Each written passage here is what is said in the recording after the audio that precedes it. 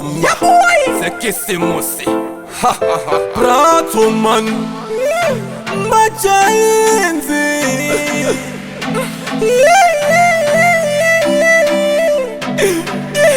Why I say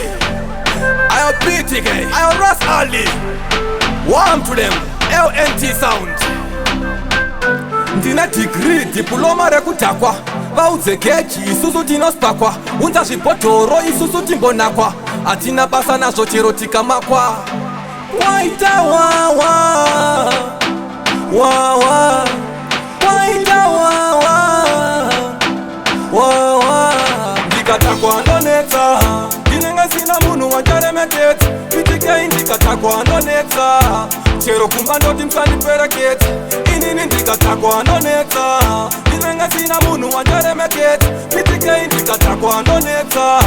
Chero kumba ndoti msandipereketi Ndotakwa zvekurova ari kutenga doro Kutakwa zvekutunga pasine musoro Inini ndikatakwa ndinomudza mabororo Vamwe vakutoti ndine marambadoro Isu timu inotakwa zvekuspenda masororo Tinotakwa bhutsu kutakwa monoporo Tichitenga hwawa kune wese ati mhoro Uya ine chibuku ndipedze mukoro Ndikatakwa ndonetsa Ndinenge sina munhu wanjaremeketi Pitikei ndikatakwa ndonetsa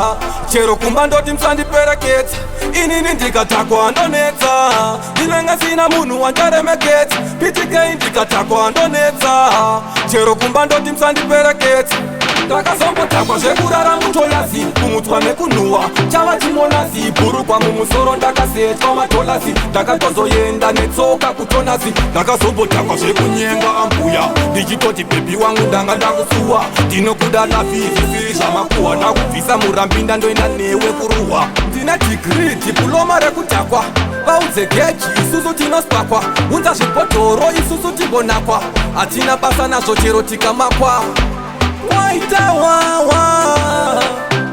Wawa Waita wawa Wawa Ndikatakwa ndonetsa Ndinenge sina munhu wanjaremeketi Pitikei ndikatakwa ndonetsa Chero kumba ndoti msandipereketi Inini ndikatakwa ndonetsa Ndinenge sina munhu wanjaremeketi Pitikei ndikatakwa ndonetsa Chero kumba ndoti msandipereketi Ndotakwa zvekurova ari kutenga doro Kutakwa zvekutunga pasine musoro Inini ndikatakwa ndinomudza mabororo Vamwe vakutoti ndine marambadoro Isu timu inotakwa zvekuspenda masororo Tinotakwa bhutsu kutakwa monoporo Tichitenga hwawa kune wese ati mhoro Uya ine chibuku ndipedze mukoro Ndikatakwa ndonetsa Ndinenge sina munhu wanjaremeketi Pitikei ndikatakwa ndonetsa Chero kumba ndoti msandipereketi Inini ndikatakwa ndonetsa Ndinenge sina munhu wanjaremeketi Pitikei ndikatakwa ndonetsa Chero kumba ndoti msandipereketi